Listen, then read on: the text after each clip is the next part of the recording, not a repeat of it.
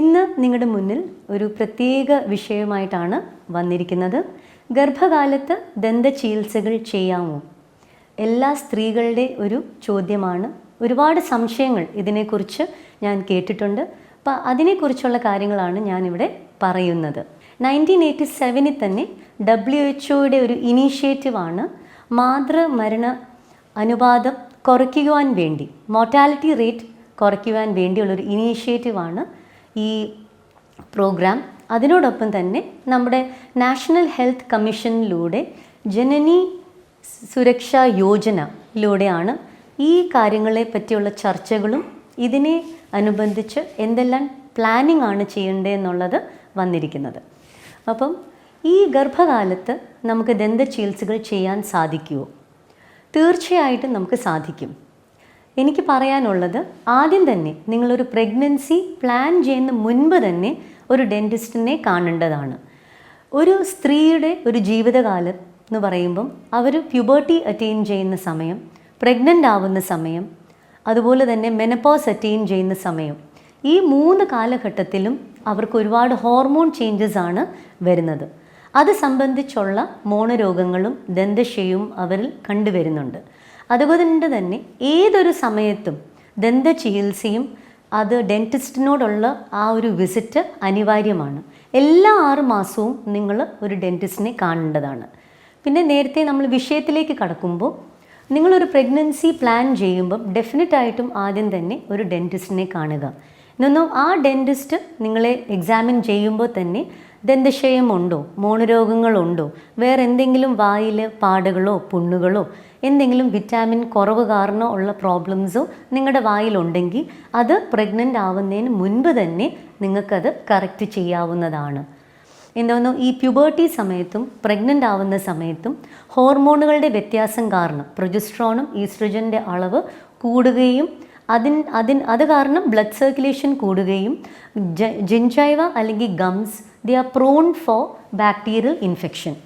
ഇപ്പോൾ ബാക്ടീരിയ ആകർഷിക്കുന്നു.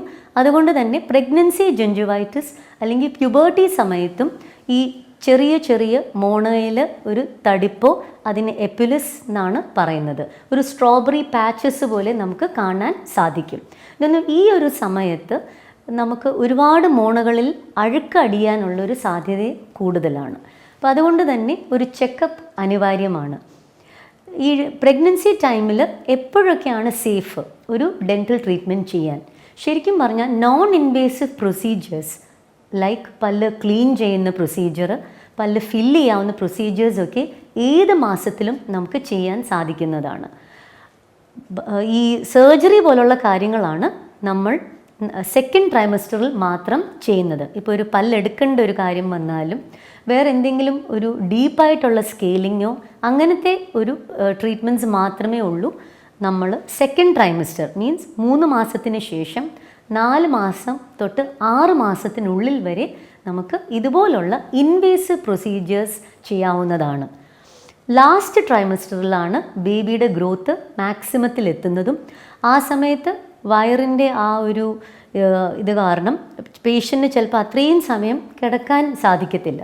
അതുകൊണ്ട് തന്നെ ഒരു ലെഫ്റ്റ് ലാറ്ററൽ പൊസിഷനിലാണ് അവർക്ക് നമുക്ക് non invasive procedures cleaning filling ഒക്കെ ചെയ്ത് കൊടുക്കാവുന്നതാണ്. അപ്പോൾ ഡെഫിനറ്റ്ലി നിങ്ങൾക്ക് ഒരു സംശയവും വേണ്ട, ഈ ഒരു കാലഘട്ടത്തിലും ഈ പ്രഗ്നൻസി ടൈമിലും നിങ്ങൾ പൂർണ്ണമായിട്ടും നിങ്ങളുടെ ഓറൽ ഹൈജീൻ മെയിൻറ്റെയിൻ ചെയ്യണം. ആദ്യം തന്നെ പല്ല് ക്ലീനിങ് ചെയ്യുക, എല്ലാ 6 മാസം കൂടുമ്പോൾ പല്ല് ക്ലീൻ ചെയ്യുക. അപ്പോൾ അഴുക്കടിയാതെയും മോണരോഗം തടയാനുള്ളൊരു ട്രീറ്റ്മെൻറ്റാണ് പല്ലിലെ സിമ്പിളായിട്ടുള്ള ക്ലീനിങ്. അതുപോലെ തന്നെ ദന്തക്ഷയം നമുക്ക് നോർമലായിട്ടുള്ള ഫില്ലിങ്സ് മാത്രം ചെയ്ത് ഈ ദന്തക്ഷയം മാറ്റി പല്ലിനെ പൂർണ്ണ രൂപത്തിലും ആകരണത്തിലും നമുക്ക് കൊണ്ടുവരാൻ സാധിക്കും. പല്ലിൻ്റെ നിറത്തിലുള്ള മെറ്റീരിയൽസ് കോമ്പോസിറ്റ് വെച്ച് നമുക്ക് ഫില്ലിങ് ചെയ്ത് ആ ദന്തക്ഷയം അകറ്റാൻ സാധിക്കും. പിന്നുള്ളൊരു സംശയമാണ്, നമുക്ക് എക്സ്റേ എടുക്കാൻ സാധിക്കുമോ ഈ ഗർഭാവസ്ഥയിൽ? തീർച്ചയായിട്ടും നമ്മളൊരു കാര്യം മനസ്സിലാക്കണം, ഇപ്പോൾ റേഡിയോ വിഷ്യോഗ്രഫിയാണ് അല്ലെങ്കിൽ ഡിജിറ്റൽ റേഡിയോഗ്രഫിയാണ് ഇപ്പം ഡെൻറ്റിസ്ട്രിയിൽ വന്നിരിക്കുന്നത്. പണ്ടത്തെ പോലുള്ള കൂടിയ എക്സ്റേസ് അല്ല നമ്മൾ ചെയ്യുന്നത്.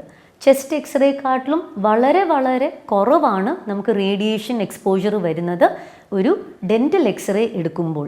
ഒരു ചെസ്റ്റ് എക്സ്റേ നമ്മളൊരു ബോഡി എക്സ്പോഷർ ടൈം 8 MSV ആണെങ്കിൽ ഇത് വെറും 0.003 മാത്രമേ ഉള്ളൂ. ശരിക്കും ഒരു 30,000 ഡെൻറ്റൽ എക്സ്റേസ് എടുത്താൽ മാത്രമേ ഒരു ചെസ്റ്റ് എക്സ്റേ എടുക്കുന്നതിൻ്റെ അത്രയും ഒരു റേഡിയേഷൻ എക്സ്പോഷർ വരുന്നുള്ളൂ.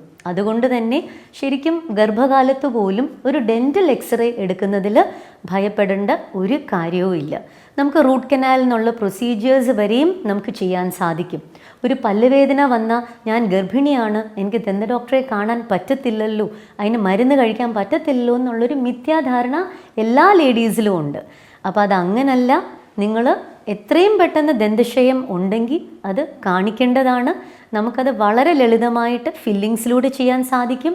വേദന വന്നാൽ പോലും നമുക്ക് റൂട്ട് കനാലിൻ്റെ ഫസ്റ്റ് സ്റ്റെപ്പായ പല്ലിൻ്റെ ആ വേരിൻ്റെ അകത്തെ പഴുപ്പും കാര്യങ്ങളും ഒക്കെ ക്ലീൻ ചെയ്ത് മാറ്റി ഡ്രസ്സിങ് ചെയ്ത് ആ വേദന അകറ്റാനും സാധിക്കുന്നതാണ്. അപ്പോൾ അത് നിങ്ങൾ മനസ്സിലാക്കിയെടുക്കുക.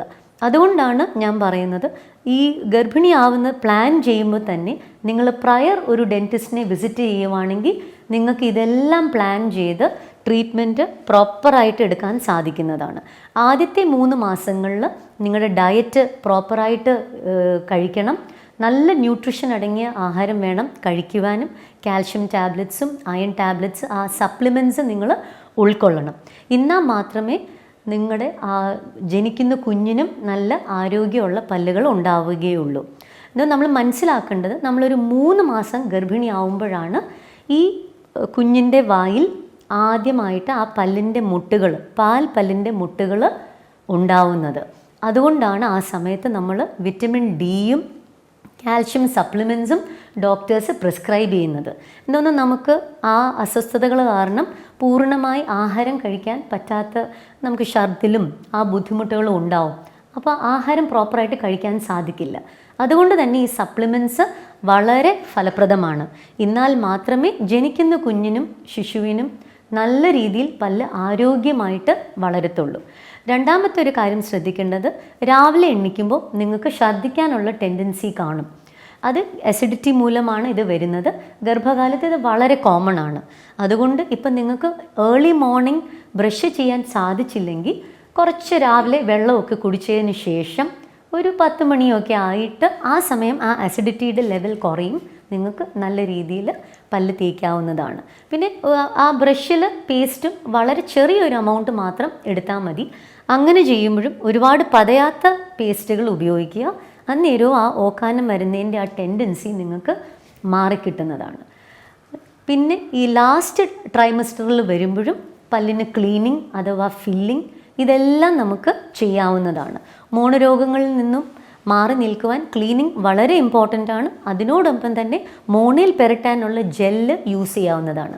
വായിൽ എന്തെങ്കിലും അൾസറോ അല്ലെങ്കിൽ എന്തെങ്കിലും മോണയ്ക്ക് തടിപ്പ് വരുവാണെങ്കിൽ പോലും ഉപ്പുവെള്ളം കൊള്ളാം. അതിനോടൊപ്പം തന്നെ ഓയിൻമെൻറ്റ്സ് പെരട്ടുന്നതിന് ഒരു ദോഷവും ഇല്ല.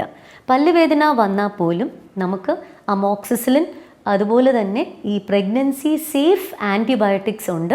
അത് നിങ്ങളുടെ ഗൈനക്കോളജിസ്റ്റുമായിട്ട് കണ്ടതിന് ശേഷം അവരുടെ നിർദ്ദേശപ്രകാരം ഈ ആൻറ്റിബയോട്ടിക്സും പെയിൻ കില്ലറും യൂസ് ചെയ്യാവുന്നതാണ്. നമുക്കറിയാം ബ്രൂഫിൻ പാരസെറ്റമോൾ കോമ്പിനേഷൻസ് വളരെ സേഫാണ്. അപ്പം പ്രഗ്നൻസി ടൈമിലാണെങ്കിലും മുലയൂട്ടുന്ന അമ്മമാരിലാണെങ്കിൽ പോലും ഈ മരുന്നുകൾ കഴിക്കുന്നത് കൊണ്ട് ഒരു പാർശ്വഫലങ്ങളും ഉണ്ടാവാറില്ല. അതുകൊണ്ട് പല്ലുവേദന വന്നാൽ വെച്ചുകൊണ്ടിരിക്കേണ്ട കാര്യമില്ല. ധൈര്യമായിട്ട് നിങ്ങൾക്ക് ഡെൻറ്റിസ്റ്റിനെ സമീപിക്കാം. അപ്പോൾ ഒരു 3-4 കാര്യങ്ങൾ സിമ്പിളായിട്ട് പറഞ്ഞുകൊണ്ട് നിങ്ങൾ ശ്രദ്ധിക്കണം. ലേഡീസ് അവരുടെ ഓറൽ ഹെൽത്ത് വളരെ നല്ല രീതിയിൽ ശ്രദ്ധിക്കുക.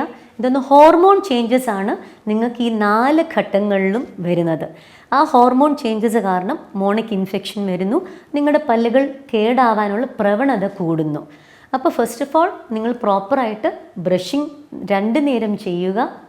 രണ്ടാമത്തെ കാര്യം നിങ്ങളുടെ ഡയറ്റ്, ആഹാരം നല്ല രീതിയിൽ ന്യൂട്രിഷ്യസ് ആയിട്ടുള്ള ഫുഡ് മാത്രമേ കഴിക്കാവൂ. ഇടനേരത്തുള്ള ഭക്ഷണം നിങ്ങൾ ഒഴിവാക്കുക. കറക്റ്റായിട്ടുള്ള 3 മീൽ വേണം നിങ്ങൾ എടുക്കാൻ. മധുര സാധനങ്ങൾ ഒഴിവാക്കുക, ഒട്ടിപ്പിടിക്കുന്ന സാധനങ്ങളും ഒഴിവാക്കുക. പിന്നുള്ളത് നിങ്ങളുടെ പ്രോപ്പറായിട്ടുള്ള ഡെൻറ്റിസ്റ്റിൻ്റെ അടുത്തുള്ളൊരു വിസിറ്റ്. ഈ ഒരു 3-4 ടിപ്സ് നിങ്ങൾ ഉൾക്കൊള്ളുകയാണെങ്കിൽ ഏതൊരു കാലത്തും, നിങ്ങളിപ്പോൾ ഗർഭിണി ആയ സമയമാണെങ്കിലും അതിന് ശേഷമാണെങ്കിലും നിങ്ങൾക്ക് നല്ല രീതിയിൽ ഒരു ദന്താരോഗ്യം ആക്കാവുന്നതാണ്.